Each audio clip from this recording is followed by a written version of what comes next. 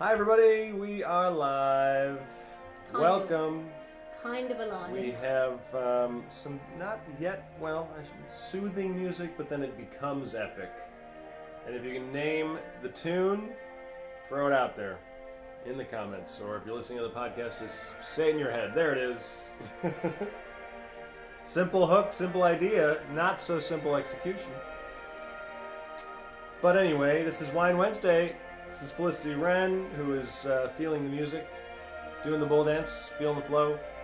Doing the dinosaur dance. My brother-in-law created a song and he said, "Those are dinosaurs, let them hear them roar." I wonder where Arden gets her talent from. Yeah, right. Now I understand. Yeah. Rawr, rawr. Actually, the sketch where there were four of us, four grown adults, all pretending to be T-Rexes. It was actually very well received. We did a lot of walking around like this.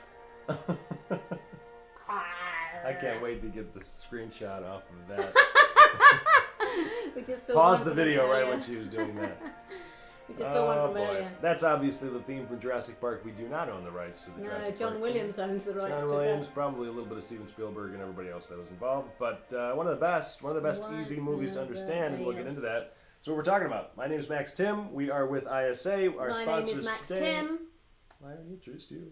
No, I'm just saying my name is Max Tim as well. All right, well then I guess we're all Max Tim tonight. We're all Max Tim. Wouldn't it be funny then if I just had this mask I brought out with your face on it? Without me knowing, that would be pretty. And then just put my tongue through it and then spent the whole thing just talking behind a mask of you. The tongue part might be a little weird. Other than that, it'd be totally normal. But would that be an easy plot to describe? So they were doing a podcast, they were doing a live video. And then she put his face on hers, and it got very uncomfortable. Yeah. Somehow, Craig James of the ISA, Craig James, the real one, is in London right now. I have a feeling this is just our account, ISA, signing in with Craig's name. Craig's in London. Hello, Samantha. I hope Craig's asleep. Yeah, so I think he is asleep. We're letting people join in here. We've got hello, Lee J, Jace, Molly Cash is here, Anthony McBride. I owe you an email, I promise. Craig, of course, and James. We've got a nice little crowd going here. Thank you. Hello, We're going to do a little shout out to Nairobi, Calgary, and Sydney because we are sharing this broadcast to those group pages directly. And if you are listening on the podcast, check to see what ISA Facebook groups are out there. They might be in a city near you or in your city. But we have Third Thursdays going on in multiple cities around the world. We just opened with Nairobi, right? I think we're up to 17. 17. Yeah. I mean, that's pretty amazing. Yeah. Seeing as we've only been going for 5 years. So to get that far around the world. And it's mainly because we like to build community, because you need each other. We all need each other. We do. That's why we're here. That's why we do these Facebook Live broadcasts. That's why we put them on as podcasts. If you're not listening to our podcasts, you should be. They're all free. Especially you've got a special coming up. I have a new one coming up that I do want to kind of promote and push out there a little bit. But Scott Marcus is one of our coworkers. Scott is a paranormal expert. I consider myself a story expert. So Scott and I are like, let's do a podcast on fantastic stories. Fantastic stories. Fantastic scary stories. Supernatural, paranormal, or even just amazing stories, creepy stories. It's a little bit of a kind of ghost bent. But we just recently had an interview with the gentleman who has written, I think, over 40 books on serial killers. And it was very interesting talking to him. When you say interesting?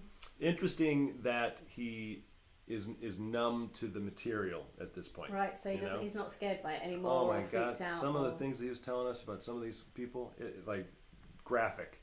But if you like that kind of thing, you should be listening to it. It's going to be called the Fantastic Story Society podcast. It's going to have its own channel on iTunes. It's also going to be shared on the ISA site. It's not out yet. We're going to be releasing 4 this month.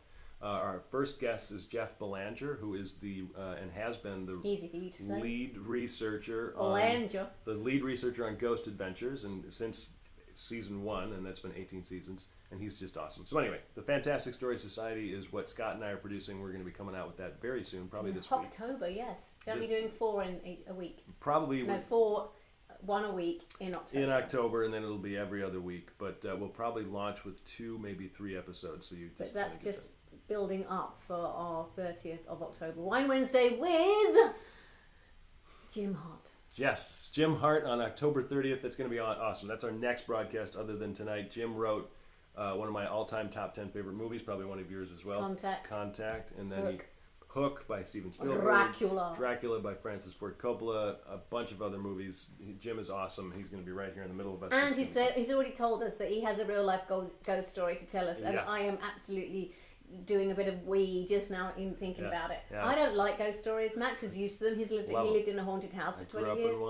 But I don't like hearing. There's a creaky floorboard outside my bedroom, and when the cats crow on it at night, I'm like, I'm awake, waiting for the ghost at the end of the bed in Victorian clothing, of course. Yeah, right. That's why Scott and I wanted to do that podcast, because we have so many great ghost stories. So that's kind of where it came from. So Jim's going to share one the night before Halloween. You should join us. You don't have to be out trick-or-treating that night. It's a perfect night. Yeah, perfect indeed. So we just better say about the fact that we've got a few sponsors on this evening. Yeah, so we've got Your Script Produced. Let's just tell everybody what Your Script Produced is. It's a contest. Yes, it's an exclusive announcement to the ISA audience. There you go. Season 2, 2020 of Your Script Produced. Luckily, the cat's just scraping the cat litter right now, so you can hopefully hear that. Scary. But, scary cat litter. It's worldwide feature TV short film script competition. Pre-launch date has been set for October 24th, 2019. Season 2 added a new feature opportunity to write to writers worldwide short film scripts. $250,000 for the winning script. For the winning script. Your movie's going to get made. It's literally in the name. $250,000. Your Script Produced. If you win the contest, your movie's going to get made. Obviously a low budget movie, but still. That's amazing. I mean, the thing is as well, if it's a really massive one, maybe they can get some more money. Yeah, you put a little money into the development, but yeah. But it's it doesn't have to be that. I guess that's a good point. It doesn't have to be a low budget movie that you submit. No, it's just a very exciting thing. You know, we're really pleased to pair up with them. They're really doing something very special. Bella, stop. Sorry. Meanwhile. So tonight's topic, and this will be a segue into the other sponsor. Tonight's topic is the importance of your hook and a simple idea. We're going to go into that. What we want is comments from everybody. We would love to hear what you all think is a simple movie idea of a previously produced movie or TV show. Or your own. If you want to pitch your own, put your log line up and we'll look at it. But the idea of a simple hook is important, and we're going to get into why I don't necessarily mean that your script needs to be a simple idea. But as the segue, the other sponsor is the Craft Course, and we're actually going to extend the time. It was going to end October 1st as far as when the offer is done, but it's only $100 for the course. This discount's going to give it to you for $69. And it's a 12-week course with audio written, and I'm uploading videos soon. Daily. There are already some up there now. I only spoil every third one by doing the blender in the background. But it's kind of like a live. Yeah, right. The last time I was trying to record a video, she was like, "Oh, I want a smoothie." That didn't work out. But it's kind of like a course that I'm always going to be updating. I'm going to try to keep it fresh, so it's not something you just buy once and it's always going to stay the same. I'm going to be updating and refreshing the thing. Plus, you keep it forever. It's a 12-week full development course, walks you through the stages of outlining, gets you through a script in 12 weeks. Actually, one of our Fast Track fellows, Perez Owino, said that she actually started writing. She was, I think she'd written other stuff, but she hadn't really written a screenplay, and she actually followed Max's course, wrote her first script, and that got into the Meryl Streep lab. Right. And then her second one got her Fast Track fellowship, and she said she goes back to it every time. Even if you don't, it's like everything. You learn the rules to break them. So he's just going to tell you how to do it, and then you do your own thing. Every idea is different, but the process of developing it can and should be the same, relatively speaking, at least in terms of assignments. How do I start? What do I begin with? So you can go to thecraftcourse.com. I'm sure Samantha, our social media guru, will be sharing that on there. There it is. And that link, I believe, should give you the discount. If you click on that, it'll give it to you for $69, lifelong course that you keep forever. It's kind of a no-brainer. I was going to say, there's also another Max Tim thing, which is his Max Tim and the Story Farm How to Perfect Your Logline ISA webinar that you're doing. October 16th at 11 a.m. PST. Yeah, 11 a.m. Free to Connect members. If you are not a Connect member, it's only $19. It's going to be an hour and a half. I'm going to be reviewing. I think somebody wants the wine. She's sniffing the bottle. But I'm going to be reviewing and talking about log lines. People can share them in the webinar, just via text. I'll review them. It's going to be a little bit of an education meets workshop. Free again to ISA Connect members, and $19 for non-ISA members. You might as well sign up for Connect if it's only pay the $19. It's only $10 a month for Connect, so you might as well just do that. You might as well do that. Shoot your sizzle. The grand prize winner, you receive over $40,000 in funds, production and post-production services, professional consulting, and more to produce a sizzle for your feature or your pilot script. The second entry is half off through to the regular deadline on October the 9th, so that's kind of a good one. We've already talked about Third Thursdays, and there's only table reading by Screenplay Park City left. Park City! Which is during the Sundance Film Festival. We'll whisk you to Utah. How many winners? Just the one. Just the one, but we used to bring the short winner or something too, didn't we? No, the short winner gets a podcast of their script. That's right, a recording of the reading of the script, fully cast. Fully cast. Yeah. And I think we might actually be moving that into a podcast series that we're doing about short film scripts, and actually how ideas you can fling at them to actually make them live on after the podcast. Stay tuned to our podcast page, because Felicity and I, whenever we have a little bit of extra time, which I don't know when that's going to happen, but we have a podcast we're also going to be launching. We'll let everybody know when that's going to happen. But yeah, stay tuned to the podcast page, man. All of them are free, and it's free education, a ton of fun. Scott and I can't wait to get ours out. It's a blast. One last thing, Table Read My Screenplay Austin is happening first at the Austin Film Festival. Actually, I've had quite a few friends from the ISA reach out, say they're going. So if you're going, let me know. Email me, felicity@networkisa.org. I will put you in touch with the team. We have a couple of things. We have the table read itself at 7 p.m. I can't remember what day that is. And there's also a panel with Jess Hines in the morning at 9 a.m. Meditative writing, yeah.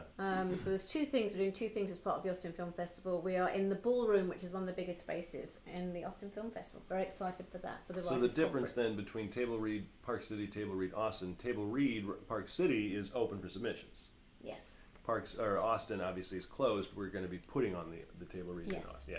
We're doing it. We're doing it. It's happening in October. It's been a crazy September. October is probably going to be even busier, which kind of makes me pause a little. But so I think what we should do is drink some wine. Yeah, right. I've been jonesing for this. All right, so this is a beautiful bottle of Big Table Farm. It's a 2016 Pinot Noir, Yamhill, Carlton, Oregon. Big Table Farm. I wish I could show you the label. I don't know if you can see it, but it's a cute little barn. And I got it just because of my little story farm. Mm-hmm. But hey, it's Story Barn Farm. It's not a sponsor necessarily, but I had the little wine expert at our wine shop down the street say that this is really yummy and he loves this wine. So I'm looking for the best noise in the universe. In these giant glasses, it's even easier. Well, again, just to remind everybody, if you have questions about anything, if you want to share your logline, get some thoughts on it. I'm dripping. Then put them in the comments. We have a lot of links in there that Samantha just shared. Obviously, everybody listening. We did have some hellos as well, and I can't find those now. They are up top here. So we had hellos from James. James said it's his favorite show. Oh, it's very nice, James. Although I think Dead to Me is pretty good. No, I want to give James a big kiss. Thanks, James. Mwah. Mary Davis is here. Wish you could pour through the internet. I know. Sorry, us too. Mary. But us too.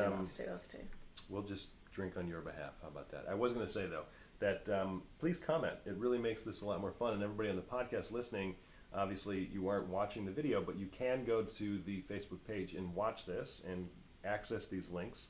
The discount for the craft course may not be available if you're listening to this 2 months later or something, but hey, we have a little hi everybody from myself on Felicity's laptop. From the past.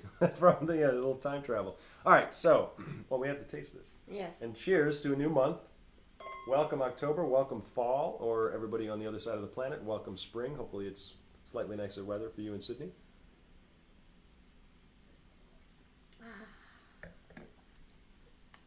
Oh dear.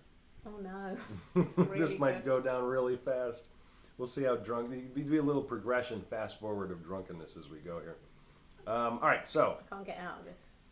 I would like everybody watching on the broadcast right now to let us know what you think a hook is. You're probably not wrong. I don't even know if there is a wrong answer.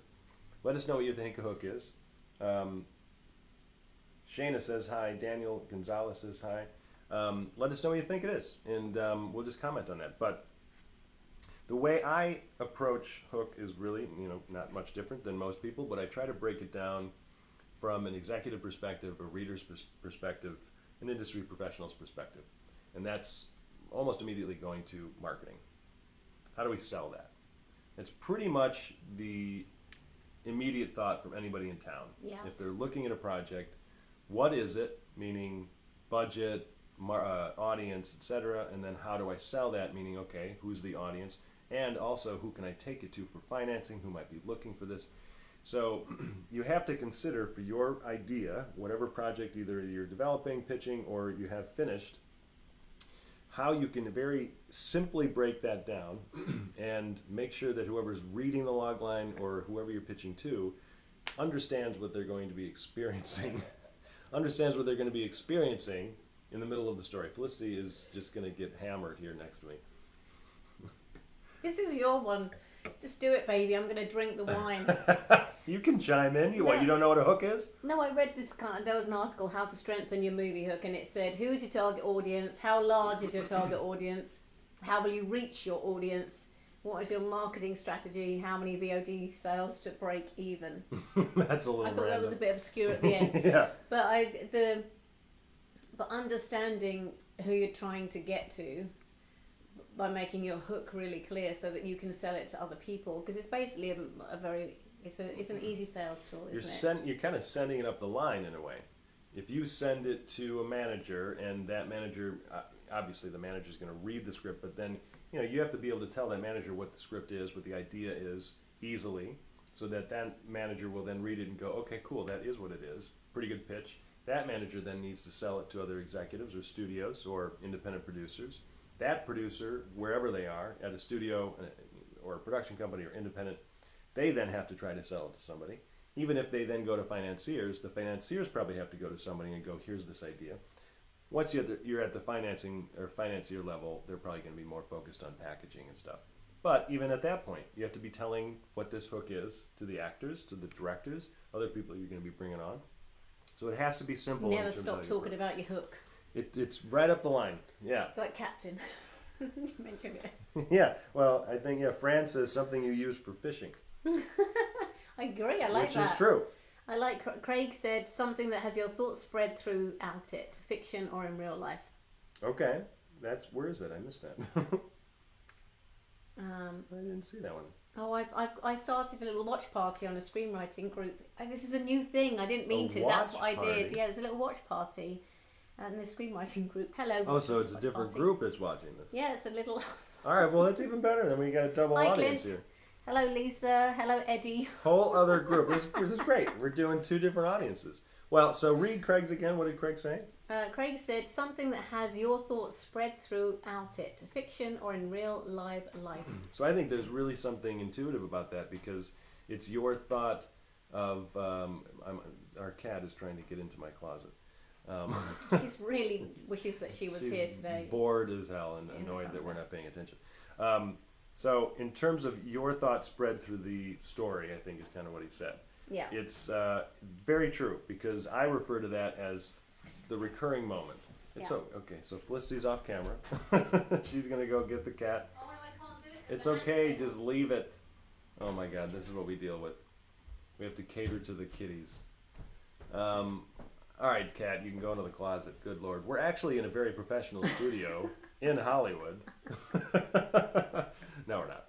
But what I'm trying to say is stretching your idea through the story. So, or whatever's in your head. It's almost spot on, because what you experience in the second act is hopefully repeatable.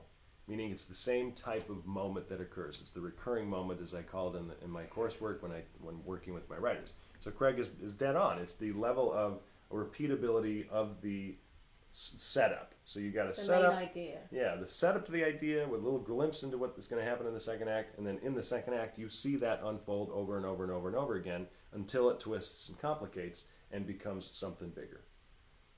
That's our show. And good night. Yeah. Yeah.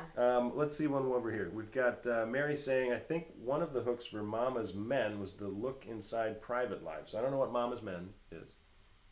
I don't know Mama's I Men. apologize, Mary. I don't know what Mama's Men is.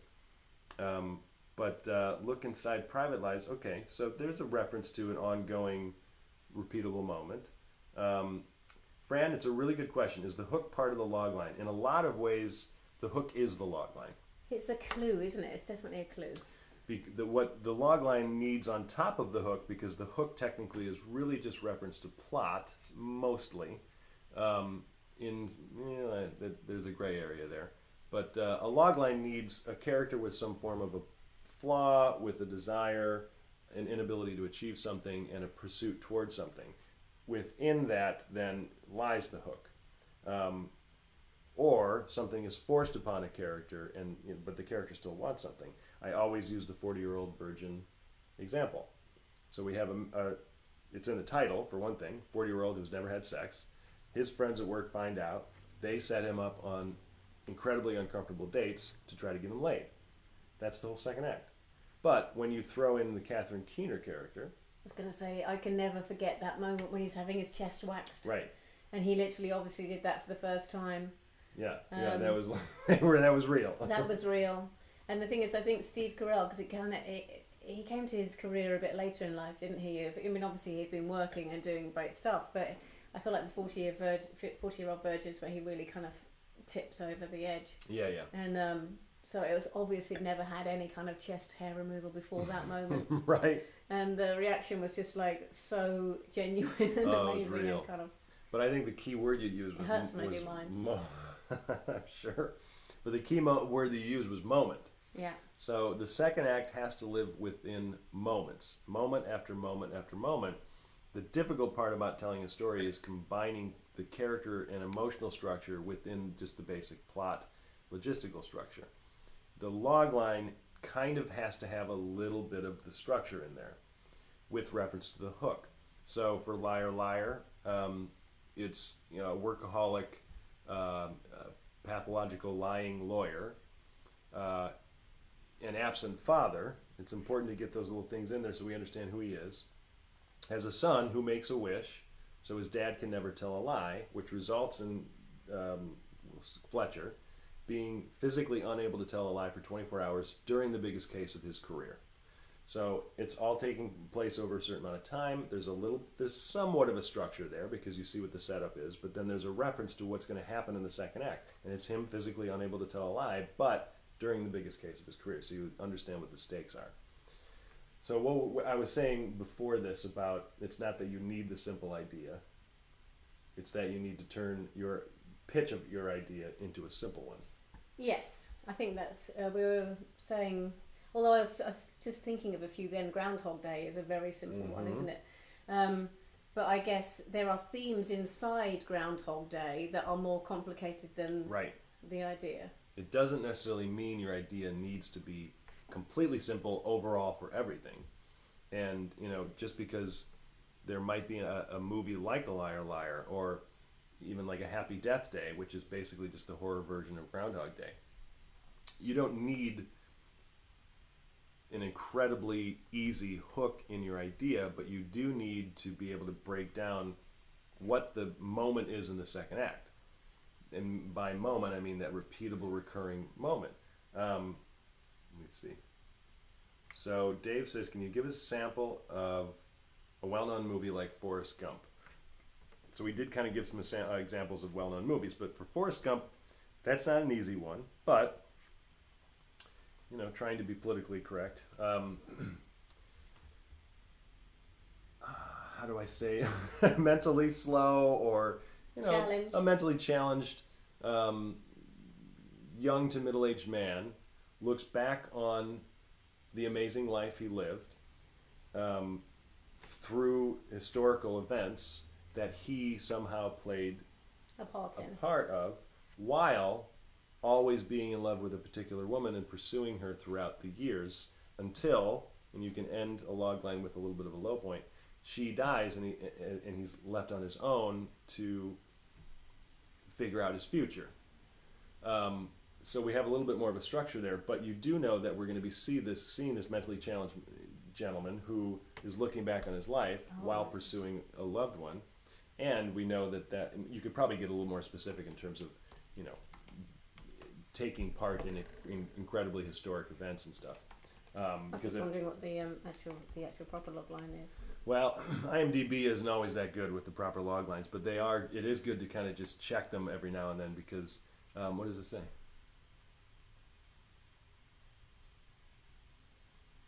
Oh, the presidencies of Kennedy and Johnson, the events of Vietnam, Watergate, and other history unfold through the perspective of an Alabama man with an IQ of 75. Okay. So that's referencing what we're seeing in the middle of the movie. And that's really what every writer needs to get to, even just in the development process where you're still developing the idea, you haven't written the script yet. It's one thing to come up with a great setup, but if you don't have a payoff for the setup, then it doesn't matter. Because a lot of log lines that we read tend to be just the first act. And so we're always left asking, well, what happens? And that's the last thing you want a producer or anybody to ask, because you want to let them know in a short sentence, what happens? What are we going to see? What are we going to experience? Let's see what else we got. I like Mary saying that. The hook for Horace Gump was each piece of chocolate in the box. It did feel like that. It kind of like that was almost like it was actually the new person sitting down, wasn't it? And then he would describe another moment of this story. I wouldn't call that a hook. I think it's a little bit of a device. Yeah. And just a sweet little reference to coming back into the present. But I wouldn't say that's the overall hook of the story idea. But it is. I didn't even think of that. Let's see. Clint is asking, is there a general idea still that the third act wraps up the story in 10 minutes or so? 10 minutes or so. I don't know. I probably not. I mean, yes, some movies can wrap up in 10 minutes. Like When Harry Met Sally might be less than that. That third act is incredibly short. But then you look at some of the big epic movies like Gladiator or Braveheart or Lord of the Rings. Those third acts feel like they're never ending. So I wouldn't worry too much about a specific rule. It all depends on what your story is doing. But there is a structure to the third act, regardless of how long it is, because after you're going through your hook process in the second act of the hook evolving and changing and coming to that low point where that all is lost feeling at the end of the second act, there are two small sequences after that 9th sequence. I kind of go by a 12 sequence approach, but sequence 10 is the reaction to the loss, the low point. So the character's sitting in his or her just problems, wallowing, kind of reverting back to like if she was an alcoholic in the first act, then she'll be an alcoholic again in the 10th sequence, the moment after the low point. It's that kind of feeling. And then in the next sequence, someone pulls that character up off the ground, rejuvenates them in some way, and then they rush and try to, win over or achieve whatever they're trying to achieve in a completely different way that character has never been able to do before. However long it takes to do that almost doesn't matter unless you're spending way too long doing it, But it's a good question. What else we have with some of your groups? I didn't. I was just actually I did a list. Great films with extremely simple plots. Do you think that's a kind of like, is that a good way to look at a hook? I don't know if it matters if it's a great film. Oh no, it's just, obviously it's more likely you've seen it though, isn't it? I suppose. Hollywood movies, quote unquote. So they were Halloween, Alien, All Is Lost, which is that Robert Redford one where he's out on a boat by himself at sea. Okay. So I think that's the hook. He's at I don't know that one. Spring, summer, fall, winter, and spring. I don't know that one. Gravity. Gravity. You know what you're getting, wouldn't you? It's very simple, and yet it's in terms of the execution, it's not simple at all. Yeah, I felt like that's kind of been a bit of a theme. Yeah. Bicycle Thieves, which I think is. Saw that in college. It's been a while. Yeah, Bicycle Thieves follows a poverty-stricken man and his son searching for a lost bike that is central to the man's job. Central to the man's job. So you have a basic goal. It doesn't talk about obstacles, which there are plenty. I think it took place during the war or something. Yeah, it's black and white. So a great hook has a goal matched with an obstacle blocking that goal, and then within that goal and obstacle, there's an ongoing situation. And I like the word situation because it just kind of has a feeling to it. You can start to see moments happen out of a situation, just like a sitcom. It's a situational comedy. Those characters that are going to stay the same will be experiencing situations every single episode. The situations will change, the characters won't. In serialized shows, which we're kind of moving more toward, the situation relatively stays somewhat the same, kind of evolves, but the characters evolve a little bit more than sitcoms. TV is kind of turning a little bit more into a much longer form movie. What else we got? 127 hours. So 127 hours is just about a guy stuck in a rock, basically, right? He's the rock climber. So I guess that's the thing where he had to chew his own arm off. Yeah. I don't know if he did chew his own arm off, but I know that he had to. He had to rip his arm off. He had to kind of saw through it in order to get away. Yeah. And I guess the thing is, it's a simple premise for the hook, isn't it? I mean, I don't know. Some people will know. Not everyone will know that we have started Creative Screenwriter Productions, which is a slate of films that we're trying to help our writers that have come through the ISA. We're trying to produce. Yeah. We're trying to produce. And I have felt that it's maybe something we need to work on when we're kind of telling our stories. I think even as we shot them about, I think we need to do some work on our hooks, because I feel like the stories themselves are, I mean, we love them, we understand what they are and are very into them. But I think somehow even in the presentation of it, we could do some work on. Yeah, so I think it's an ongoing process. In really understanding what your hook is, and we've done lookbooks for them and everything. So it's not as if we don't understand the stories, but I still realise in selling it to someone, you really do need to boil down the essence. And again, that's a reference to the fact that it doesn't mean you need a simple idea. Your idea could be really complicated and complex, but you need to be able to break that down to a simple pitch, a simple just way of presenting what this story is in general without having to go into a long synopsis or this 20-minute pitch or starting with a backstory. Well, we have this character, and you just get to it and then get somebody's interest. But it's also a way to test your project, because if you can't quite nail what the hook is, you might not have one yet. It doesn't mean you can't have one.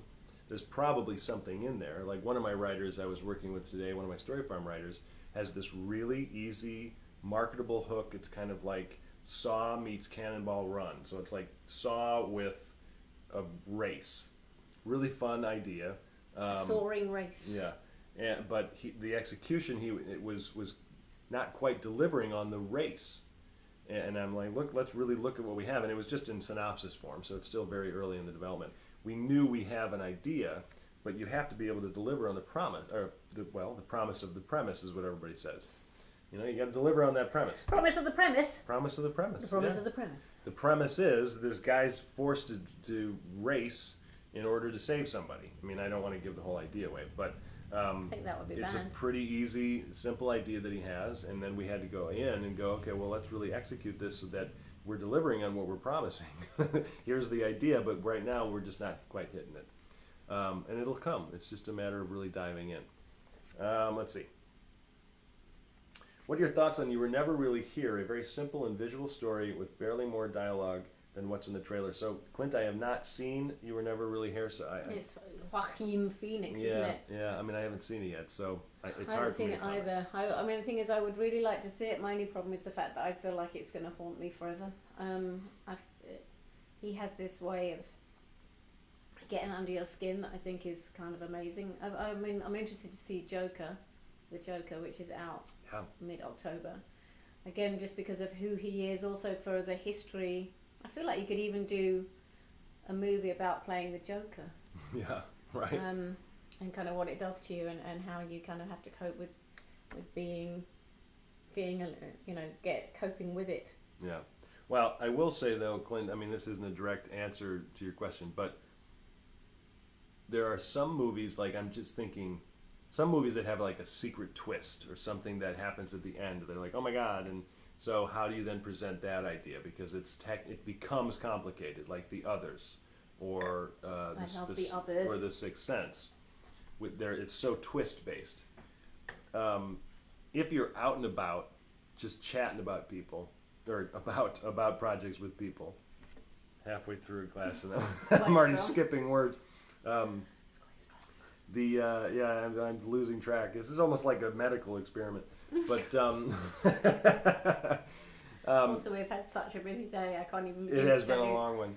But if you're just chatting at like a bar, then yeah, don't give the twist away because that's a huge part of the marketing tool. But if you're trying to actively sell the project, you're in a meeting, you have to share that. That's what sells the idea.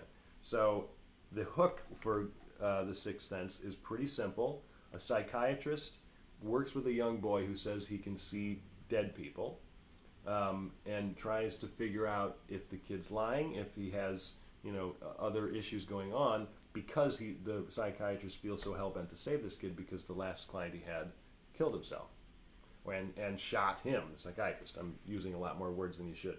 But in the meeting with an executive, in a meeting with an executive, though, you have to then say, but the psychiatrist is technically a ghost that the kid has been seeing this whole time, and the psychiatrist has no idea. That in and of itself, especially back when it came out in the 90s sometime. It was so new, yeah. We hadn't really seen this, ghost investigation kind of, situation before, so it was very unique. Plus then the twist was just like, wow. The Others is a little bit of the same thing, where you need to pitch this situation the woman's in with the children and the light and closing the windows and everything and being really careful, and she's depressed because her husband won't come back from the war. But, you say a little bit more, she was dead the whole time. But you have to share that. Otherwise, everybody's going to be like, well, okay. But it's a huge twist. And they're like, okay, you got to tell us the twist. This is silly. But I mean, I feel like that even when we're producing sizzles, it's different in the room, isn't it? I mean, it's all about, again, this is back to marketing. It's all about enticing someone to watch it. But if you're selling it, it's a completely different thing. Of course. Right. You wouldn't give that twist away in like a commercial or something. No, or in your trailer. No.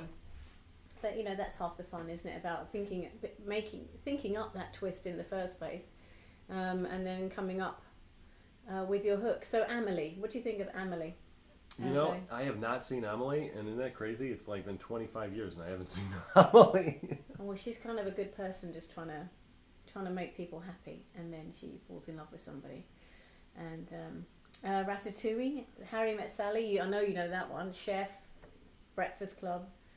Would you say that these are all kind of fairly hooky movies? Well, this is kind of the point we're trying to make, is that I would argue, almost like the Ratatouille statement, of anyone can be a chef, I think just about any idea can be broken down to at least a simple hook. And that's what you need to be looking at in terms of what your story is. What is the moment that's occurring in the middle of the movie? Ratatouille is actually pretty complicated. They kind of have two separate main characters. You've got the red-headed young man chef who's trying to get that job, and then the mouse or rat that's kind of making him make the food. You get two main characters, but the basic idea and do you think hook, they got paid equally? Yeah, right. The rats are going to revolt. But in terms of the simple idea, it's a rat who is so desiring to be a chef, so good at that it, he becomes friends with a human who's a terrible chef, and yet they get hired in one of the best restaurants in town, and it becomes a huge success. You can break that down really easily, because you just have to think about all the moments that you're seeing in the middle of the movie and be able to just break it down. There are ways to obviously teach you to do that, and I can help through the course, but you technically don't need to take a class to do this. When watching so many movies, just figure out what moment am I seeing repeat over and over again. And that's why we're watching the movie. Like I kind of use that concept for TV. When we see, a trailer for a new show, I always use Sleepy Hollow as the example. It's not even on air anymore, but people tuned in to Sleepy Hollow because the simple hook was Ichabod Crane from the 18th century is in present day fighting demons with an African American female police officer. That in of itself is like, I'll watch that. But people continue watching because of the character dynamics and the relationships, and that's really what all TV is all about. But people tune in because of your simple idea hook. Do you know that I've got here from our little watching group? My friends, hello Marv. My friends is like, Click, what are you doing? Hello Marvin. Hook for Best in Show. Have you seen Best in Show? Isn't it that? Oh my God, I have not seen Best in Show. I love Waiting for Godot, and I just love all of those people. So no, I have not seen Best in Show, but isn't it the dog thing? it's the dog show from the perspective of the announcer of the dog show, and I haven't seen this, but also the mockumentary style of interviewing the people that own the dogs. That's the moment you're going to be seeing the entire time. Right. Right? So that's the hook. Yeah. Let's see. No more comments? Oh my God. I have other comments. I've got Mad Max Fury Road. This is like a test for Max. And especially when I'm three quarters of a wine through.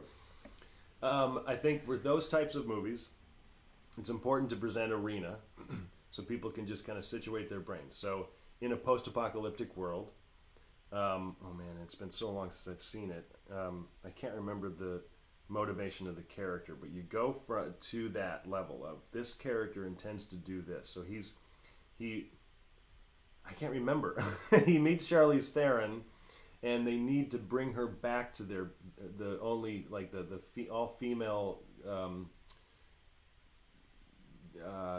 Oh man, I haven't seen it. It does say it says the whole movie is one continuous intense action scene, and don't get me even started on the cinematography. Who'd have thought an apocalypse could be so beautiful? It's about this guy who is highly trained and well versed in this post-apocalyptic world, trying to bring a woman back to her home that nobody believes exists, but they need to go through the post-apocalyptic world and fight off these wild hordes of other people who are crazy and want her for particular reasons.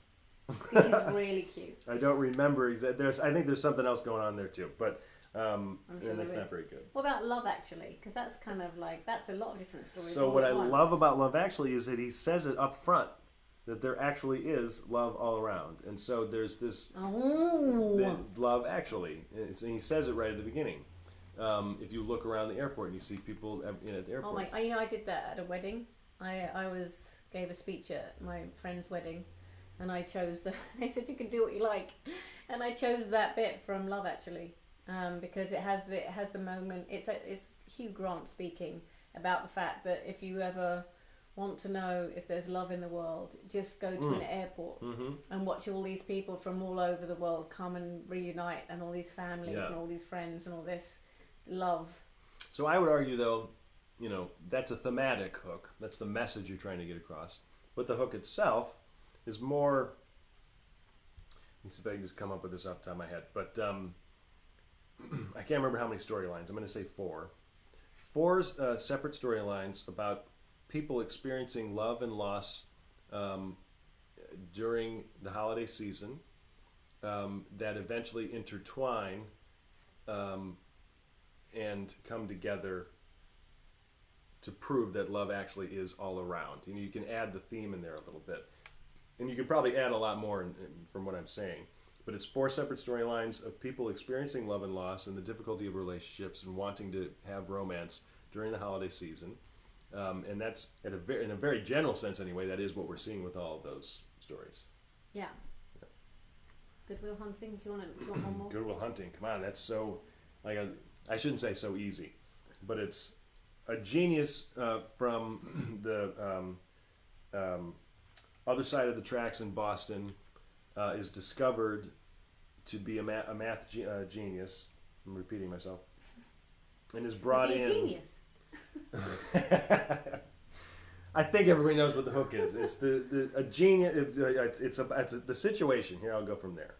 Situation is a kid from the other side of the tracks is a math genius who gets brought into working with the brightest mathematician mind in the world while taking therapy sessions with a therapist who is drawing out all of the abuse that this young man experienced alongside a new relationship that the young man is trying to salvage. I'm probably being even more specific than I need, but and because I'm 3/4 of a glass of wine through, I'm not really nailing that, but it's the genius in a new world. It's kind of a fish out of water situation. Right. So would you say then that most hooks can go back to the tropes, the 7-story tropes? A little bit, but I don't want that to confuse people either.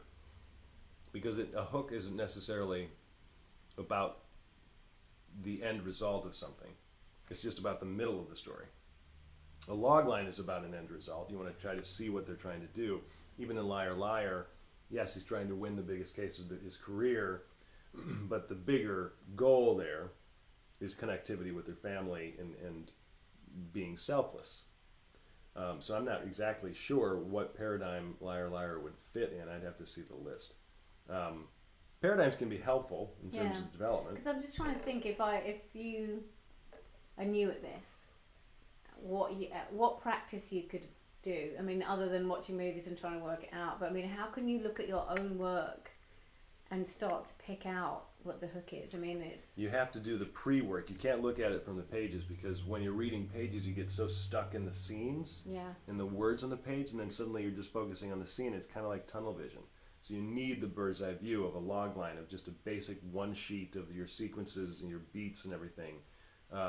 But it's primarily taking a step back and going, what do I have in my second act? And so many writers don't do that early on because they think they have a great setup, which sometimes you do, but the execution of that setup is a lot more important than just the setup, because the execution of it, that second act, is an hour and 10 minutes. That's the core of what people will be watching.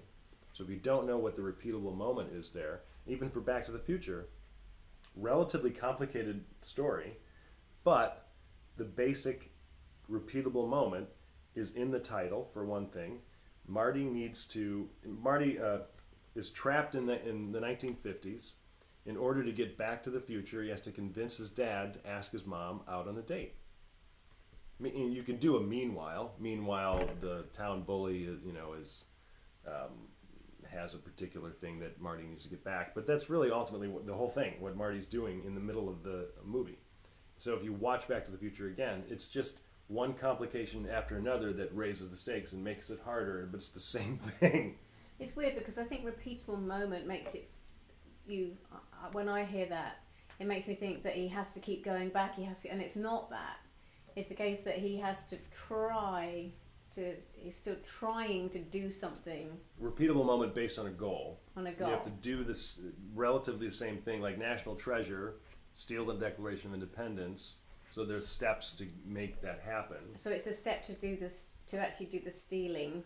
Yeah. That are your repeatable moments. It's not just you keep repeating the stealing of the thing. I think that sometimes can feel a bit confusing. Yeah, I get that. So it's the evolution of that moment. It's the changing repeatable moment. So that's like you start out with... It's with the goal ahead. The repeatable moment is the goal, and then it's all the diversions you take to get to that moment. Yeah. Which are all based on the fact that you're trying to do this goal. You're trying to get to the goal. Yeah. Yeah, and the goal then, like how that goal is set up then, is what changes and defines your story. Sometimes it's a reluctant hero. They're forced into it, like 40-Year-Old Virgin. And there are different types of goals. There's like a basic plot goal of, I have to steal the Declaration of Independence. But then even in National Treasure, there's the goal to reconnect with his dad. There's a goal to maybe, form this relationship with this woman that he's having this in. There's a goal of an emotional level of proving that his family isn't crazy. There are a lot of little goals that help then create moments and scenes within the overall pursuit of the big goal of steal, save, and prove that there's a map on the back of the Declaration of Independence. There's a map on the back of the Declaration of Independence. Have you not seen that movie?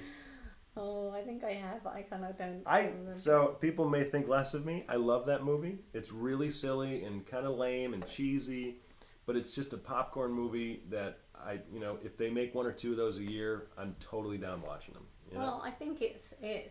I do love a thriller, and it does feel, there's. It's thrilling, but I wouldn't say it's a thriller. Well, no, but thrilling. I guess that's the thing, is there's still stuff for you to overcome, and it feels like there's a lot of jeopardy. Yeah. Silver Lining Playbook. Silver Linings Playbook. You're gonna make me do this again?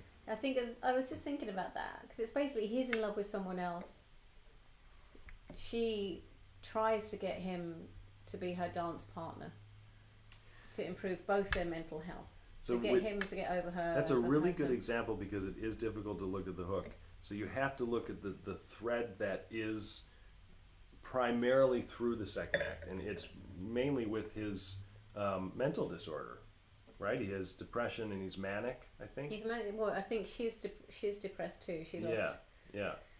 So it's dealing with that, but he also has a little goal plot goal basically of reuniting with his ex-wife. Ex-wife, yeah. That's kind of driving most of his actions. That goal changes though because he forms this relationship with Jennifer Lawrence and his parents are helping him and he has this dance thing. And so it's more than just the thematic message of a man with manic depressive disorder overcomes it by taking dance lessons with another depressed person. That's part of it. And they both get better. Yeah, I mean that's thematic a little bit, but there are other things in there. So I think that's a really good example of a complicated movie, but you can still at least drill it down. What is this on a basic foundational level? Drill it down. Yeah. What else we got here? We got a bunch of comments here. Clint just finished acting in a film, and the director and writer welcomed me into their film family. Oh. I want to pitch my concept to them. What would you consider the most important thing to remember for pitching? We filmed a professional proof of concept trailer as well. Most important thing to remember for pitching? Bring yourself to the table. Yeah. They already know him, though. But I mean, the thing is, as to why this story is so important to you. I think Right. if you, I mean, especially if they do already know Actually, you, that's even better, yeah. then why you want to tell this story with them. So your personal connection to it, why you feel like it would be really resonate with them. Yeah. And then come at it from character. So you tell the story from their point of view always, so that you this is why you fell in love with this person because it reminded you of this, and this is why you're interested in it. So they are drawn in to ask questions to you about it. And it's kind of using your strengths, and that part of the strength is that you already know that they like you and that they're going to listen. So I think the initial question is kind of, in a humble way saying, look, I hope I'm not overstepping my bounds, but I do have a project that I would love to pitch to you guys. I don't have expectations, but can I just pitch it to you? Honestly, something as simple as that. If I heard that, I'd be like, yeah, fire away. And then you would start with this level of, here's how I'm connected to it, or here's why I'm the person to tell the story. And start not with, well, it's about this. Try to figure out a way that you are connected to it. And I always go back to that little idea that I had for Attachment, that movie about the ghost that's attached to people. And just starting the pitch in a way that seems like a natural, you're just telling a story. And my pitch begins with, I love ghost adventure, ghost investigation shows. Hence your show coming up. I watch them all the time. Yeah, and it's just for entertainment purposes. They make me laugh. So I was watching an episode a while ago, and they were talking about a particular type of haunting called an attachment. And they said in the show, like the weird announcer voice, was talking about in this really melodramatic tone about what an attachment is. And he said that the ghost ends up going home with this person. And I laughed so hard. I'm like, what a weird way to say it. And then I thought, what if the ghost doesn't want to go home with him? It made me laugh. And I thought, I think there's a story in there. And then from there, I developed an idea, and that's how I would start the pitch. I'm not saying every single pitch is going to have that connection, but there is usually some kind of connection of voice. Yeah, I mean, I feel like the reason why you want to tell the story must be in there somewhere too. And I don't even know if, I mean, I guess it depends how close you are with them to say, can I pitch you this story, or just, go out for a beer sometime, just go like, I've been thinking about this story and it's kind of like driving me mad in my head, I'd love to tell you about it or something, so it feels a bit less formal. Yeah. Seeing as you know them. Yeah, you're not just like, and you won't be as stiff. No. And because you want them to be comfortable, you want to make it like a conversation as opposed to listen to me talk for the next 7 minutes. Also, you want them to want to know what's happening to the characters. A back and forth. So that they want to ask you questions about who the people are and why they're in this situation. And obviously, you've thought that all through. I think this really, the craft course for going to, oh God, that wine is so strong. And I haven't had anything for a few days, and I drank so much because I had 10 days of birthday that was literally it's been a few days since we've even had a drink. But I think kind of really going back to your beat sheet, where you actually know who and why you're telling the story, and really have it all clearly laid out. The focus with the working with me one-on-one or with the craft course is to do a ton of outlining so that it feels like you've gone through 1 or 2 drafts of the script before ever actually going into your screenwriting software. so that by the time you do start writing pages, it feels that much more natural. You already know what's going to happen, even down to some lines of dialogue. So you're doing all this work in the outline without worrying about formatting, because it's so easy to get stuck in a scene. I don't know how many times I personally have been trying to get the right line of dialogue, but if you don't have the next scenes figured out, if you don't know what the act break is going to be, what the complication, who cares about the line? And the line means nothing if you don't know where you're going. Well, I feel as well you can just go on a nice big long meander, can't you? That's the trouble. Is you're like, I'm enjoying this bit of dialogue. They're speaking to me. Totally. All this kind of 8 pages later, I'm like, I've not solved anything. No. You've got Yeah. Drew is saying something pretty funny here. One of my favorite tropes are taglines done badly. So consider Rick Polito's take. Transported to a surreal landscape, a young girl kills the first person she meets and then teams up with 3 strangers to kill again. Which, of course, is the Wizard of Oz. Yeah. Which is a little bit more than a tagline. I mean, that's actually, if you were to make a movie, that's somewhat of a log line, not quite fully developed, but yeah, it's like a mix.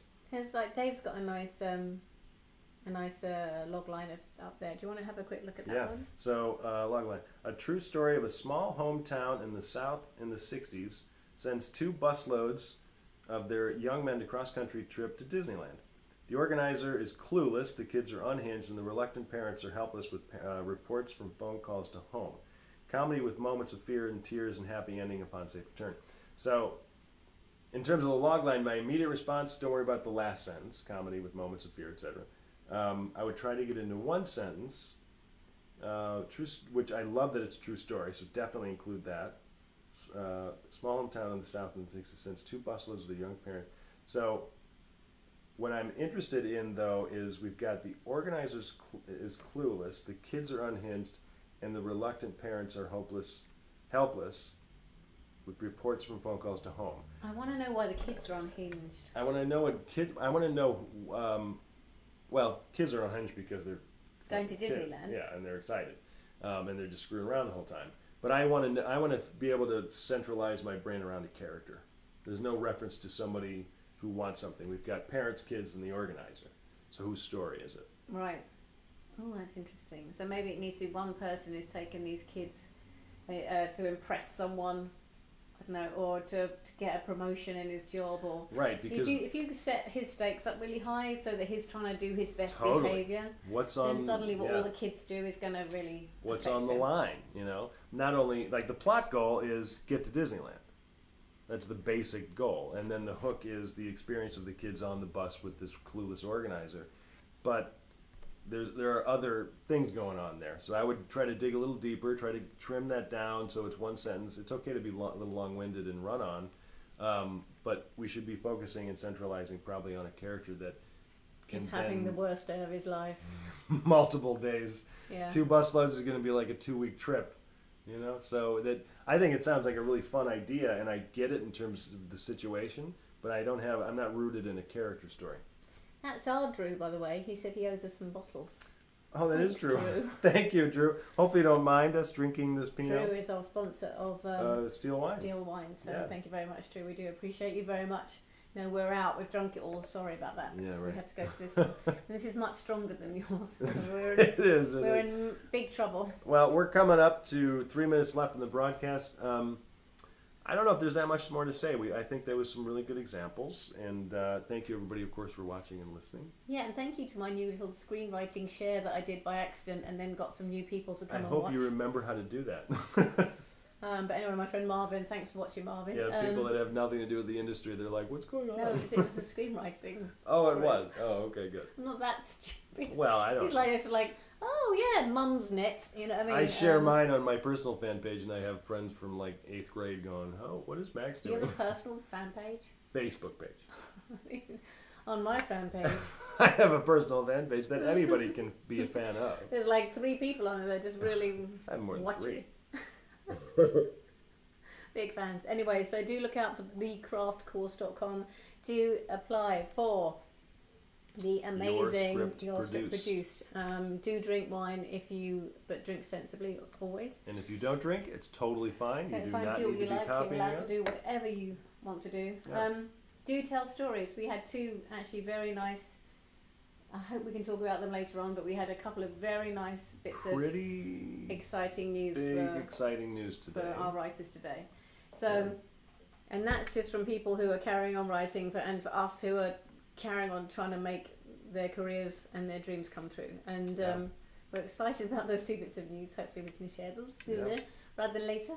But anyway, so please keep telling your stories. We need you. Keep going and keep an eye out for the Fantastic Story Society. It's going to be a really fun podcast where Scott and I are taking a storytelling take on spooky, paranormal, weird, fantastic stories. And then finally, tune in next Wednesday broadcast, which is the 30th. Sorry, not the next Wednesday broadcast, which is the 30th of October, when Jim Hart will be here telling ghost stories. The writer of Cocoon and Hook and Dracula and a whole bunch of other ones.